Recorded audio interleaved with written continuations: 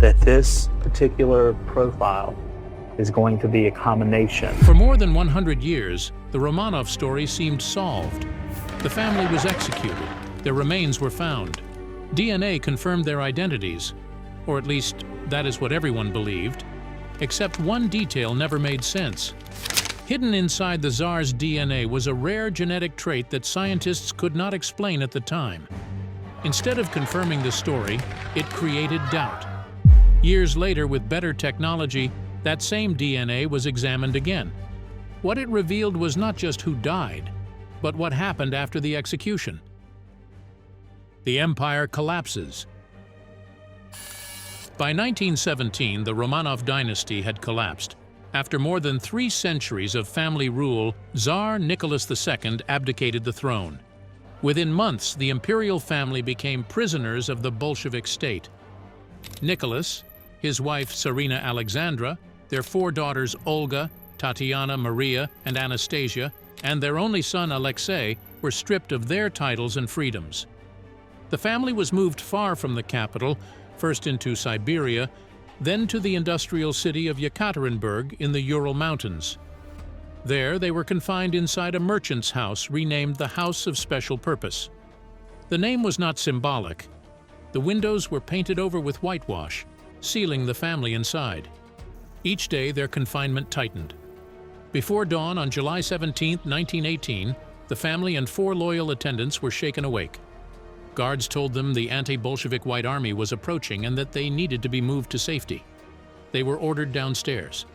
Nicholas carried his frail son. Alexandra followed behind. With them went their daughters, the family doctor, a maid, a cook, and a valet. 11 people descended into a basement room measuring roughly 14 by 17 feet. It was bare, cramped, and inescapable. They were told to wait. Then armed men entered the room. 11 executioners for 11 victims. Their commander, Yakov Yurovsky, read a brief statement. The Ural Soviet had decided their fate. What followed was not swift or orderly. The execution erupted into chaos. Rifle fire filled the room, but many bullets failed to do what they were meant to do. The daughters had sewn heavy jewels into their undergarments, including diamonds and emeralds meant to preserve the family's wealth. Those hidden stones turned bullets aside. Shots ricocheted off bodies and walls, filling the space with noise and confusion. The executioners panicked. The plan was unraveling. They moved in closer, using bayonets and rifle butts to finish what the gunfire could not. Screams echoed against the stone walls until they stopped. When the smoke cleared, 11 bodies lay on the floor. At the time, the events of that night were recorded only by the men who carried them out. For decades, their version stood largely unchallenged, not because it was complete, but because no other evidence existed. An empire had ended in minutes. But what followed would prove that the night was far from over, and that the true plan extended well beyond that basement. What came after the gunfire? After the shooting ended around 2:30 a.m., the Bolsheviks were left with a problem they had not fully planned for. 11 bodies remained. If the truth became public, the consequences could reignite war and destabilize the new regime. The killings alone were not enough. The evidence had to vanish. The bodies were loaded onto a truck and driven deep into the forest. The first plan was simple and desperate. They intended to throw the bodies into an abandoned mine shaft known as the Four Brothers. The men believed the pit was deep enough to hide everything forever. They were wrong. When they reached the site, it became clear that the shaft was too shallow. Anyone looking down could still see the bodies. Time was slipping away. Panic took hold. In a hurried attempt to destroy identifying features, the bodies were doused with acid and set on fire. The effort failed. Burning 11 bodies completely without proper equipment was impossible. Dawn was approaching, and the men were still surrounded by evidence. In a final decision, they split the remains. A large grave was dug in the forest where 9 bodies were buried together. The remaining 2, Tsarevich Alexei and 1 daughter, were taken farther away and buried separately in a smaller pit, roughly 75 meters from the first site. The men involved swore to keep the location secret. They disguised the disturbed ground and returned to the city, telling the public that the royal family had been moved to safety. What they were really destroying was not just bodies, but the possibility of reconstruction. For more than 70 years, the grave remained hidden. For decades, the lie held. But some of the men who took part could not forget what they had done. They sketched maps and recorded clues, yet fear kept them silent. Speaking openly about the fate of the Romanovs under the Soviet government would have meant imprisonment or worse. At the time, there was no scientific method capable of uncovering the truth. DNA had not yet been discovered. For nearly 60 years, the remains lay hidden beneath the forest floor, waiting for history to catch up with technology. That moment nearly came in the 1970s. While the Soviet Union still controlled Russia, a geologist named Alexander Avdonin began investigating rumors surrounding the Romanov deaths. His work officially focused on soil and rock, but his real interest was history. Stories of escaped heirs and hidden graves refused to fade, quietly and at great personal risk. In a period when Soviet authorities discouraged such investigations, he studied old documents, maps, and eyewitness accounts. He spoke discreetly with elderly locals who remembered fragments of what happened in 1918. In 1976, Avdonin made a discovery deep in the forest near Yekaterinburg. He uncovered a grave containing 9 skeletons. He was convinced they belonged to the Romanov family and their servants. But revealing the site was too dangerous. He shared the information only with a small circle of trusted individuals, including filmmaker Gaily Ryabov. For 15 years, they kept the secret. They revisited the site, documented it, and waited. The collapse of the Soviet Union changed everything. In 1991, Avdonin and Ryabov finally led Russian authorities to the grave. When it was officially excavated, investigators found exactly what Avdonin had seen years earlier. 9 skeletons consistent with the Tsar, the Tsarina, 3 daughters, and 4 loyal attendants. But the discovery raised a new and troubling question. The Romanovs had 5 children.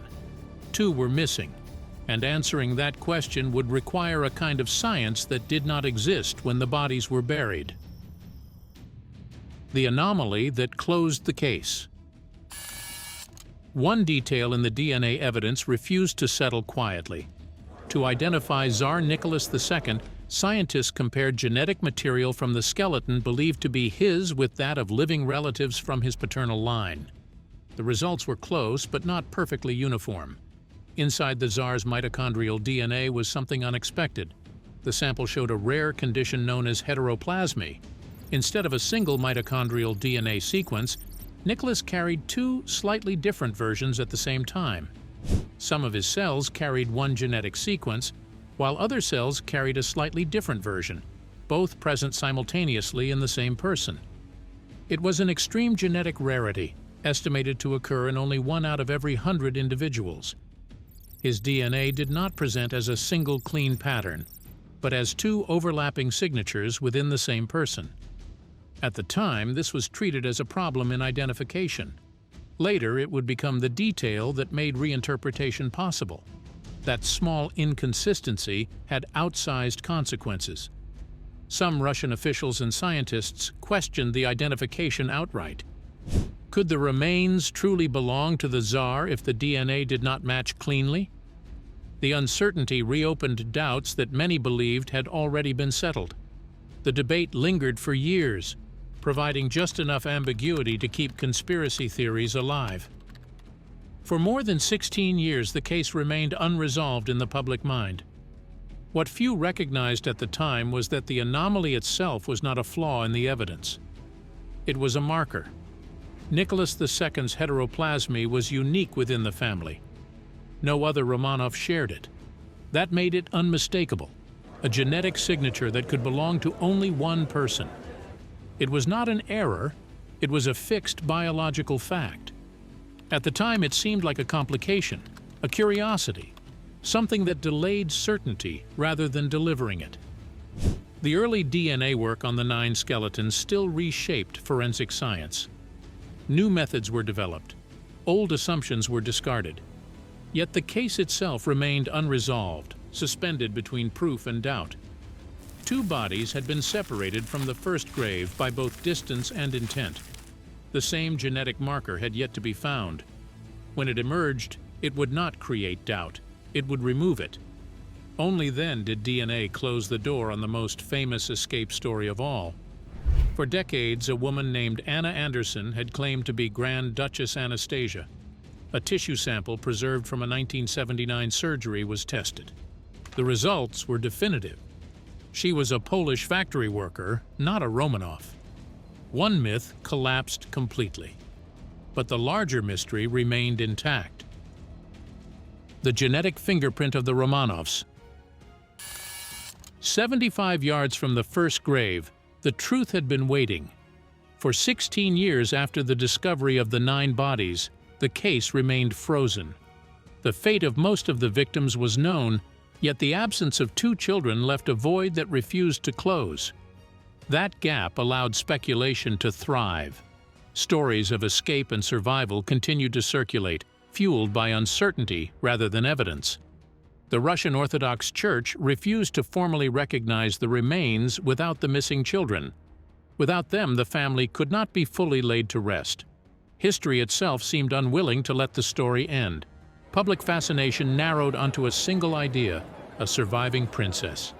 A final escape that might redeem the brutality of the night. The myth endured because nothing existed to disprove it. That changed in the summer of 2007. A group of amateur historians, following Yurovsky's written account, returned to the area surrounding the main grave.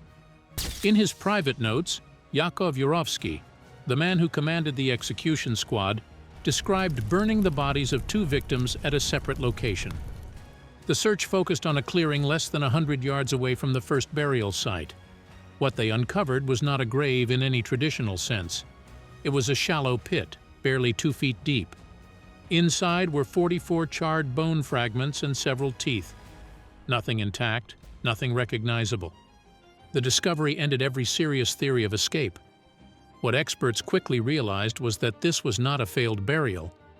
It was a deliberate attempt to erase 2 bodies completely. The remains showed signs of prolonged burning at extreme temperatures. The bones were calcined, heated until the organic material completely broke down. They had also been broken apart and soaked again in sulfuric acid. This level of destruction shocked forensic specialists. It reframed the event not as a single execution followed by hasty disposal, but as a sustained act of panic by men who understood the danger of what they had done. The fragments were sent to forensic laboratories around the world. Anthropologists determined that the remains belonged to 2 young individuals. One was a boy between 12 and 15 years old. The other was a young woman between 15 and 19. The ages aligned precisely with 13-year-old Alexei and either Maria or Anastasia. For the first time in nearly a century, the final pieces of the puzzle appeared to be within reach. This time there could be no uncertainty. The bone fragments were analyzed by multiple independent laboratories, including the Armed Forces DNA Identification Laboratory in the United States and a leading forensic facility in Austria. The damage to the DNA was severe, far greater than that seen in the first grave. Fire and acid had nearly destroyed it, but technology had advanced. Scientists were able to extract both mitochondrial DNA and nuclear DNA from the fragments. Nuclear DNA, inherited from both parents, provided a detailed genetic profile. The results were compared against the DNA recovered from the first grave and against a global database of Romanov relatives. The conclusion was unanimous. The mitochondrial DNA confirmed the remains belonged to children of Tsarina Alexandra. The nuclear DNA confirmed they were the children of both Alexandra and Tsar Nicholas II. Y chromosome analysis identified the boy as a direct male descendant of the Tsar. Alexei had been found. The probability that these remains belonged to anyone else was effectively 0. Every member of the Romanov family was now accounted for. Yet one final detail closed the case completely. The reanalysis of Tsar Nicholas II's DNA resolved the last lingering doubt surrounding his identity. Advances in genetic technology allowed scientists to reanalyze the rare anomaly that had once caused hesitation: heteroplasmy, That same unusual genetic pattern found in Nicholas appeared again in the DNA extracted from the boy in the second grave. The rare trait occurs in approximately 1% of individuals. Finding it in both father and son was conclusive. It was irrefutable. This single genetic marker linked the two graves into one family unit and destroyed any remaining uncertainty. The anomaly that once delayed certainty became the proof that made doubt impossible. Experts were forced to reconsider the entire night. The evidence revealed that the executioners did not treat all bodies the same. The heir was separated and subjected to greater destruction. The intent was not concealment alone, it was eradicated. What the DNA ultimately exposed was not just who died, but how fear shaped every decision that followed. The final hours were not a single act of violence, but a series of desperate choices driven by terror that the Romanov line might survive. And the one detail they could not destroy was written into the blood itself. Reconstructing the night. This reconstruction was not based on new testimony, but on what the DNA made impossible to ignore. The execution itself lasted no more than 20 minutes. What followed was far worse. What was meant to be swift became uncontrolled. The chaos in the basement had spiraled beyond any plan. By the time the gunfire stopped, the situation was already moving toward disaster. The first attempt to dispose of the bodies at the Four Brothers mine shaft collapsed almost immediately. The pit was too shallow. The bodies remained visible. Retrieving them was not a simple correction.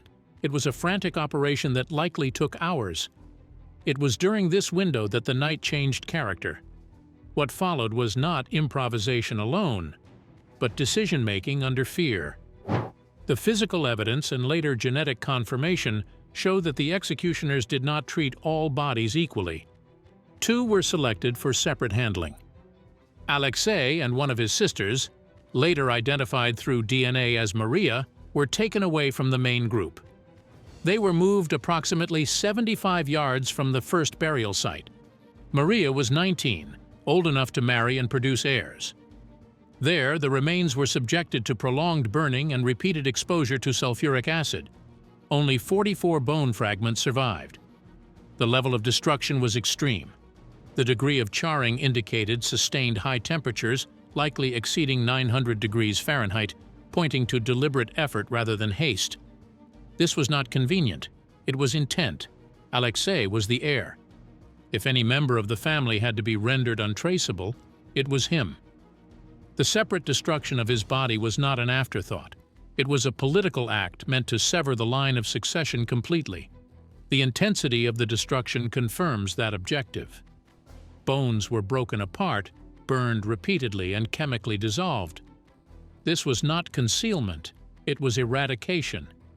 Genetic analysis later confirmed what the physical evidence suggested.